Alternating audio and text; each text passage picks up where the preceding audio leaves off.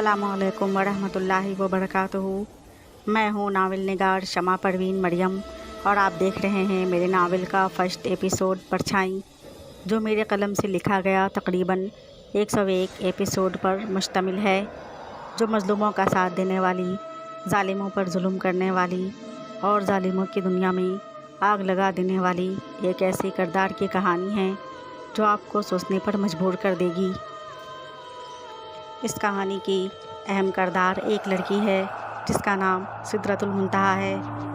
चांदनगर नाम के एक खूबसूरत गांव की वो सबसे बड़ी आलीशान हवेली में काम करने वाली एक नौकरानी ने जब उस हवेली के मालिक को अपनी बहू के बारे में ये कहते सुना कि हमारी एक ही बहू है और हमारी बहू बेगम को बेटा ही होना चाहिए वरना बहुत बुरा होगा, अपने मालिक की आंखों में इस कदर गैज़ व गज़ब देखकर उसे बहुत खौफ आया और शाम को उस रोज़ अपने हवेली में यह ऐलान करवा दिया कि बेटियों से नहीं बेटों से बरकत होती है।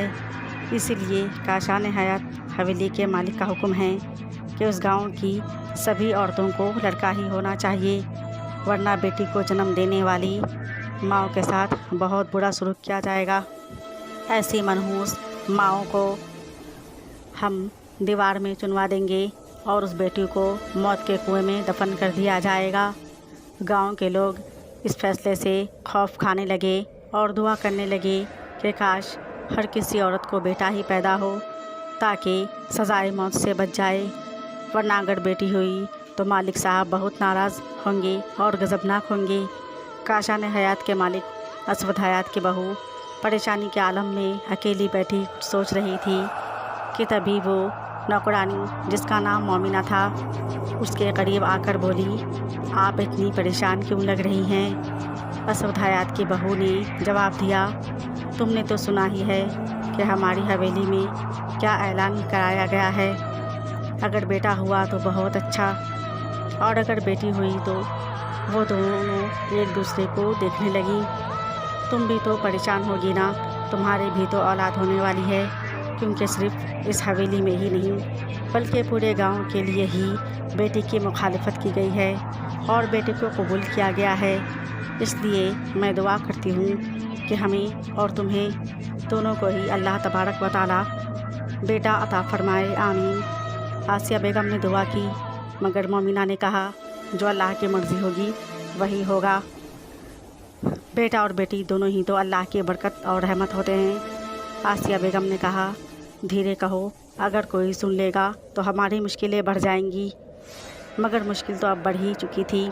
काशान हयात का मालिक असवद हयात अपनी नौकरानी मोमिना को नहायत ही खूनखार और गज़बनाक आँखों से देख रहा था और उसके करीब आकर कहा, तुम्हें क्या हमारा ज़रा भी खौफ नहीं है?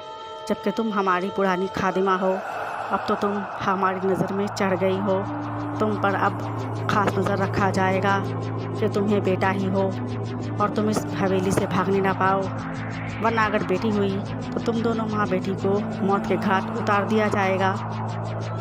और अपने जालिम साथियों से कहकर उसे एक कमरे में बंद करवा दिया और अपनी बहू बेगम से कह दिया कि उस नौकरानी के करीब भी ना जाए। और नेक दिल बहू ने सोचा कि कैसे उसके करीब ना जाऊं, वह हमेशा मुश्किल वक्त में मेरा साथ देती रही है, अब मैं उसका साथ दूंगी और मुझसे जो बन पड़ेगा मैं वो सब करूंगी।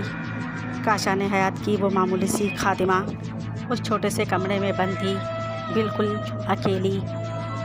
उस कमरे में एक खिड़की थी जिसको खोलने से जंगल का नज़ारा दिखता था। रात का वक्त हो चुका था, आंधी आ रही थी, तूफ़ान आ रहे थे, बिजलियाँ चमक रही थी। मोमिना ने खिड़की खोलकर देखा तो बाहर दूर दूर तक बिल्कुल अंधेरा ही अंधेरा था, मगर हाँ, बिजली की रोशनी में कोई नज़र आया जो उसे देखते ही कह रहा था, ऐ नेक दिल परेशान हाल औरत, तुम फिक्र मत करो और परेशान मत हो, तुम्हें बेटी ही होगी और उस काशान हयात का जल्लाद मालिक और उसके कोई भी जालिम साथी तुम्हारा और तुम्हारी बेटी का कुछ भी नहीं बिगाड़ पाएंगे। मोमिना ने डरकर खिड़की बंद कर दिया और आकर ज़मीन में बैठ गई। एक बिछी चटाई पर बैठकर सोचने लगी कि पता नहीं वो कौन है और ऐसा क्यों कह रहा है, मैं उसकी बात क्यों मानूं। और उस हवेली से बाहर निकलने के मंसूबे बनाने लगी, क्योंकि अब उसे उस हवेली में नहीं रहना था। अब वो जल्द से जल्द वहाँ से निकल जाना चाहती थी ताकि कोई उसकी बेटी को नुकसान ना पहुँचा सके। वो वैसे ही सोचते सोचते ख्वाबों की दुनिया में पहुँच गई, जहाँ उसने देखा कि एक बेइंतहा खूबसूरत हसीन व जमील लड़की उसे देखकर मुस्कुरा रही है और फिर आँखों में गुस्सा व जलाल लिए कह रही है, ऐ माँ तू फिक्र मत कर, जालिमों पर जुल्म करने के लिए मैं बस जल्द आ ही रही हूँ। और मोमिना ने घबरा कर अपने ख्वाब से लौटकर बाहर निकल आई। ऐसे ख्वाब वो अक्सर देखा करती थी, मगर वो आज तक समझ नहीं पाई थी कि वो ऐसे ख्वाब क्यों देखती है। आज़ान हो रही थी, पानी न होने के सबब उसने तयम्मुम किया और नमाज़ पढ़ी।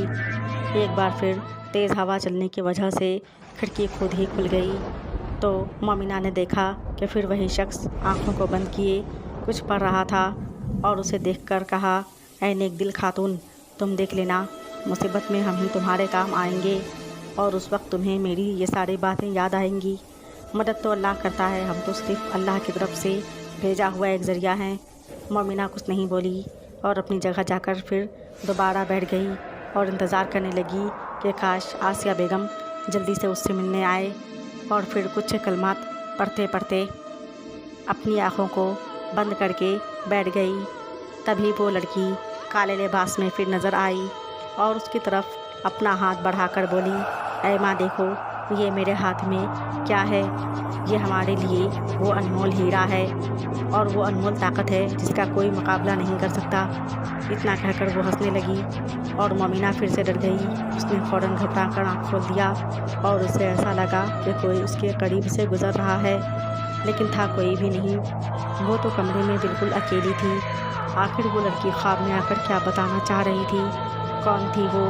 कोई एक्स या जिन या फिर कोई परछाई या फिर मुस्लिमों की अंधेर ज़िंदगी कोई नया सवेरा बनकर आने वाली थी? वो क्यों आती थी वो उसके ख्वाब में? ये जानने के लिए देखिए नेक्स्ट एपिसोड नेक्स्ट टाइम। तब तक के लिए अल्लाह हाफ़िज़, शुक्रिया।